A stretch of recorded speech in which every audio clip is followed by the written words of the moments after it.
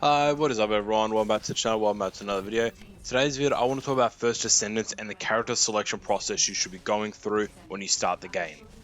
This selection is primarily set up so you have an easier time to run through the game, characters who are useful in different areas of the game early and still very relatively used in the end game of things.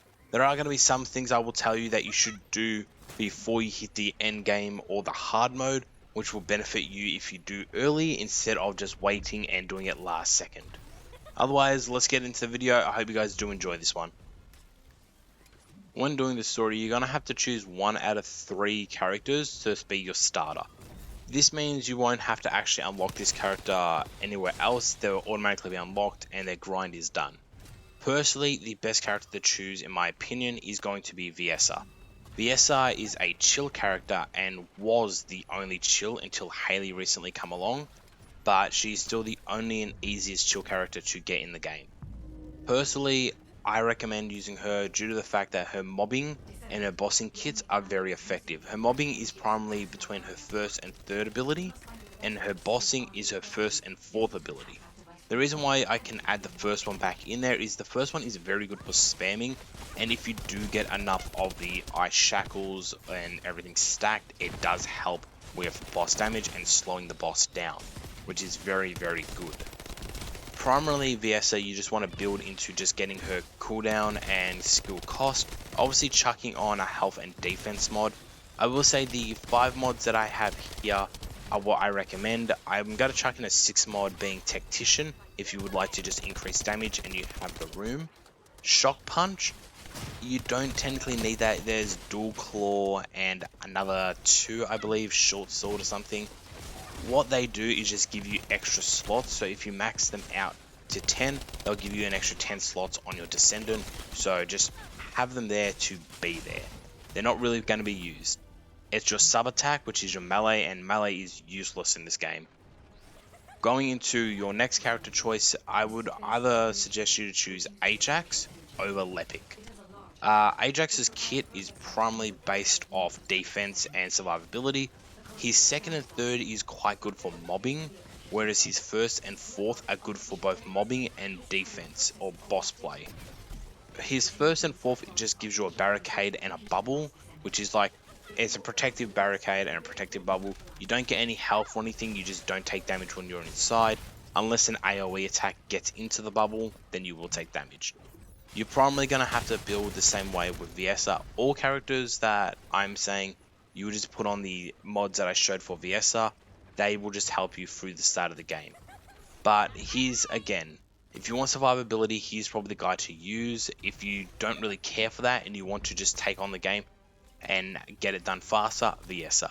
Lepic, I don't want to be unfair to the characters, so I will break down his kit as well. His first and third is very good for mobbing. His second goes for both mobbing and bossing. His second ability just gives you a little burn increase so you get more damage. His fourth and second are primarily used for boss encounters, whereas his boss encounter build is primarily built off damage. He is a very good character, do not get me wrong, but it takes more time to build him and invest into him than what it is worth early in the game.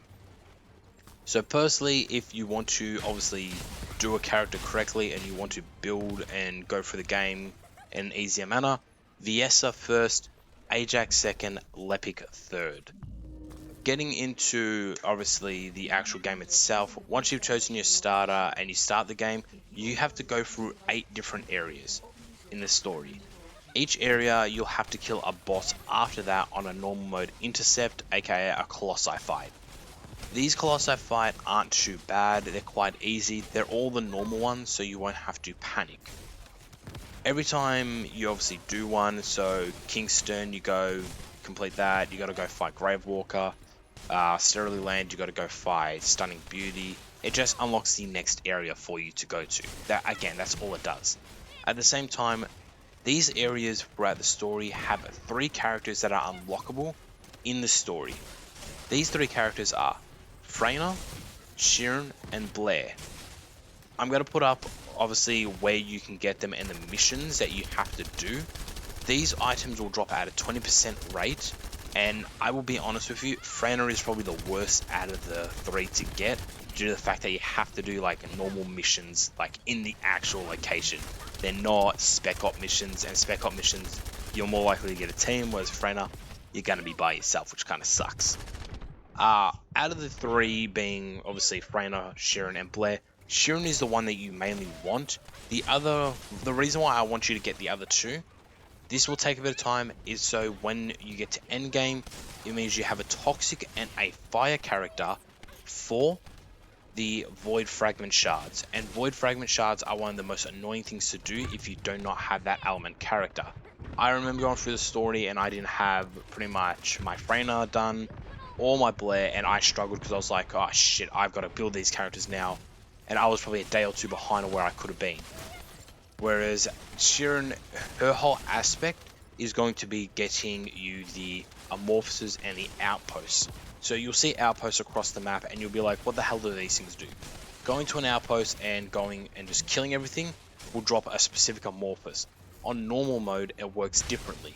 You get 2 of the amorphous if you use Sheeran and go infiltration mode, which is a stealth format for her. I wouldn't recommend doing this straight away.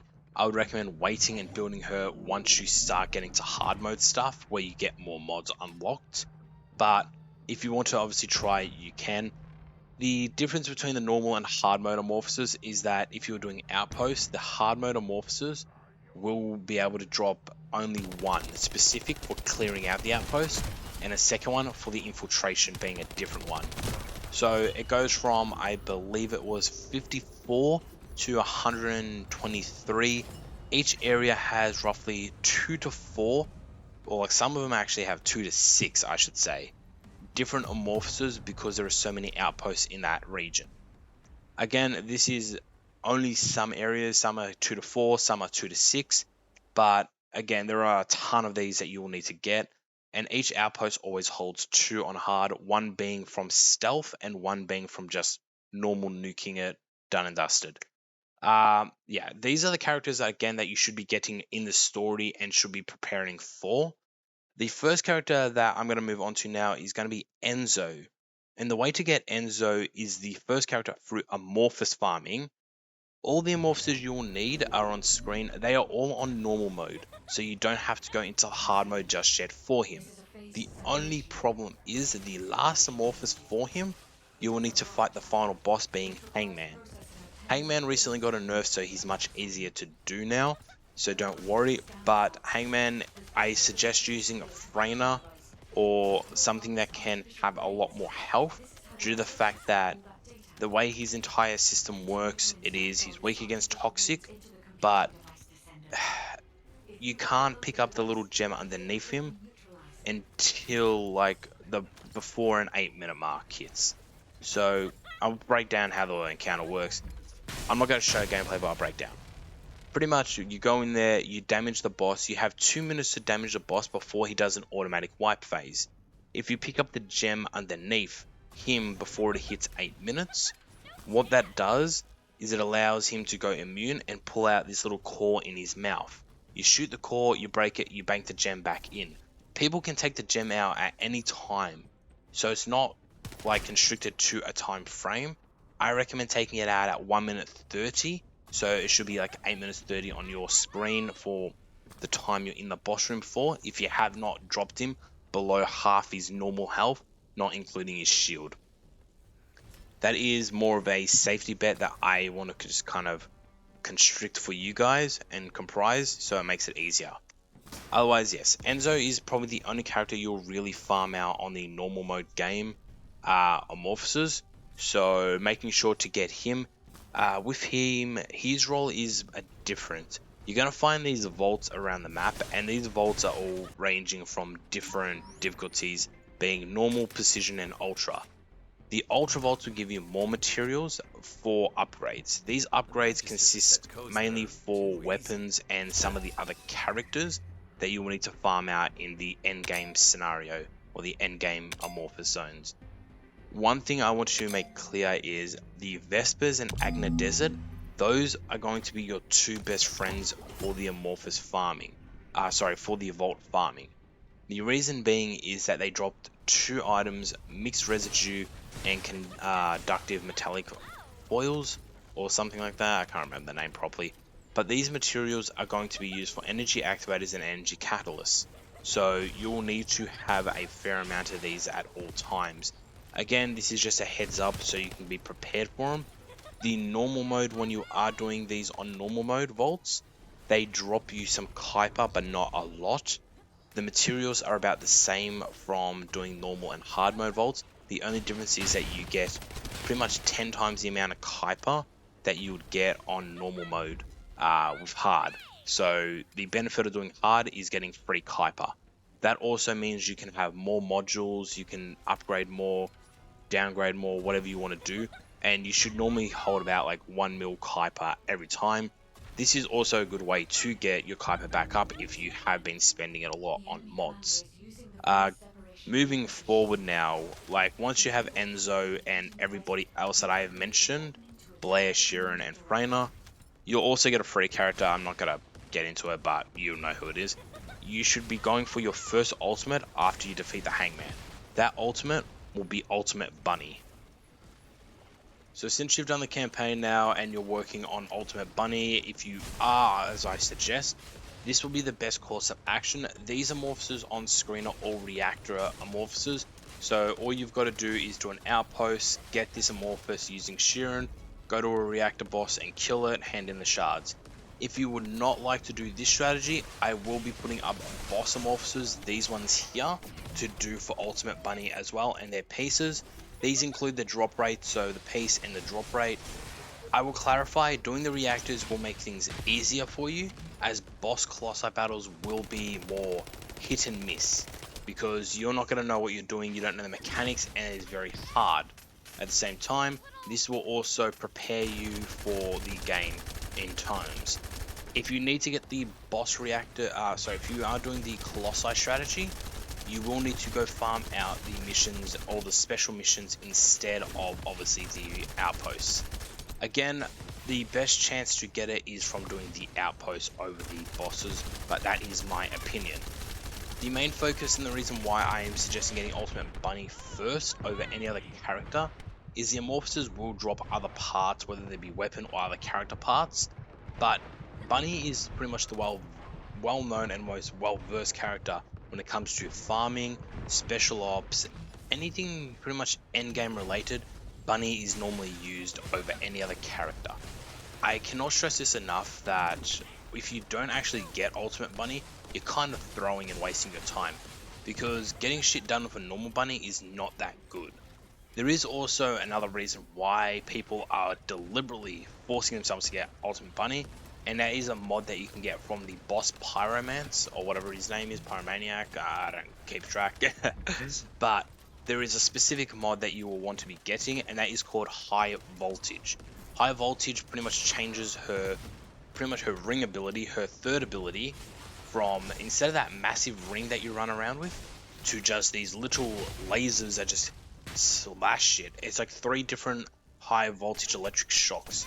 Think of you're running around, if you're a Destiny player, you'll get it, a Warlock with Stormcaller, but instead of just the electric in front of you, it hits everywhere in a 360 radius. So behind you, in front of you, your left and your right, and everything dies. It is the most broken ass shit that I have ever seen in a game. It's funny and fun, and it pretty much makes everything easy mode. Even on some of the hardest difficulty, that shit just makes shit easy as hell. The other thing you should be aware of is with the ring attack, if you don't have high voltage, it only goes on whatever like elevation level you're at. So if you're trying to kill enemies that are below you and you're atop like a building or something, that elevation ring will only stay around your level. It won't go lower or higher. So anything that is lower than you or higher than you will not be actually killed, whereas high voltage doesn't care. Anything in that 360 radius, whether it be above or below, it is dead. That is, again, the main reason why I'm suggesting Ultimate Bunny. Moving forward, after you pretty much had your time getting Ultimate Bunny, whether you've done the bosses or the reactors, you should have other parts, other characters slowly kind of being introduced to you as well, which will help. But the main focus you should be working on straight after Ultimate Bunny is going to be ultimate Lepic. And I'm gonna probably get some fucking snide remarks and some shots in the back here, but if you are going to tell me to get ultimate Gley before ultimate Lepic, you're an idiot. I want to clarify one thing. Ultimate Gley is probably the best character in terms of DPS across the board, and shits on Lepic. She shits on Lepic to the next level. I will not deny that.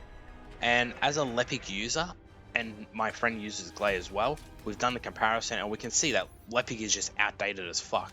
But the first 6 to 7 bosses, pretty much Obstructor and Frostwalker are the final two in this category. Lepic dominates for new players. So having that ultimate Lepic will dominate the playing field. If you use these amorphous here, now that you've kind of got ultimate bunny, you can do anything as well. So doing these amorphoses here on screen will give you the highest chance of getting the ultimate Lepic parts. The other reason I wanted to clarify to not get Gley is ultimate Lepic is 5 times easier to get out of all the ultimate descendants. I shit you not, if you were to go farm out any ultimate Lepic part, it has 10, 20 and 32% chances on all of their items. It is a joke. Whereas ultimate Gley, everything is 6% and you will need to be using stabilizers like candy. This time frame is going to be very good for you due to the fact that you now have a character that can nuke, like you're going for a character that will nuke bosses and colossi, whether it be solo or for team, and then you will focus into pretty much the most dominant character straight after. Again, in this time frame, you will be unlocking other paths to other characters and other weapons, so you're not losing a lot, you're still benefiting yourself. But yes, ultimate Lepic, if you build him correctly, he will just nuke everything. And again, this is why I was saying you should focus him before ultimate Gley. If you want to get things done faster, Lepic first. That actually takes me on to my next point. Ultimate Gley, I have Gley, don't be wrong, I just don't utilize her because I don't really care too much, and I like playing a support role on a lot of the higher tier bosses. I also have Haley, so something like a Molten Fortress where I go in for Buddy, he uses Gley and destroys everything. I'm just literally there to just nuke damage with Haley. We get the golden dub, no problems. But even something like Gluttony, again, I have friends who will just rock Gley, I'll rock a Valby and just sit in the back. The reason why I'm suggesting you to get Gley after Lepic is it's just gonna take longer. Again, Lepic part is much easier to obtain. In Gley, in the sense, is she's a very special character. The way to get obviously most of her build and mods is completely different how you focus every other character.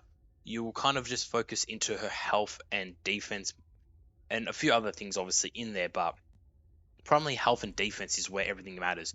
She has no MP, she has no shields, so most of the bosses or most of the missions that you were doing early in the game, or even now, you have to kind of go around and do specific bosses and specific activities for Gley. Whereas something like Bunny and Lepic, you can just use kind of the same sort of pieces and put them on. For example, Bunny, you can use a damaging character build for a boss battle with the Slayer set, and you can transfer that Slayer set over to Lepic because Lepic purely just needs the Slayer set to output even more damage. Whereas Gley doesn't work with the Slayer set, she works with something like the Annihilation set. The whole reasoning behind my madness for this is so you have an easier time getting to a stage where once you get your ultimate Gley and you're done farming the missions, again, these are the reactors that you should be doing, or the outposts, missions, whatever, at this point you should be doing for her. 3 of them all come from one area. They all come from one zone, and again, you just need to spam the shit out of stabilizers, which makes it 5 times easier for you. There's only one part of her that doesn't come from this area, which you should still have stabilizers and other bits and pieces from doing the other characters, which will benefit you in the long run. And I can't stress this enough. Getting pretty much having from Viesa from being the start to getting Sheeran in the middle. Obviously, you get the other characters in the campaign, but they're only really used for Void Fragment farming. You have Viesa, Sheeran, Ultimate Bunny, getting Enzo. Sorry, I forgot to mention Enzo as well. Obviously, getting Enzo for your catalyst and your activators, and then getting Ultimate Bunny, and then Ultimate Lepic. You've got 5 of the best characters in the game, to just utilize throughout every single one of the activities that the game offers you, and then you're going to get the best character in the game by far. In terms of damage and versatility, she can be used anywhere.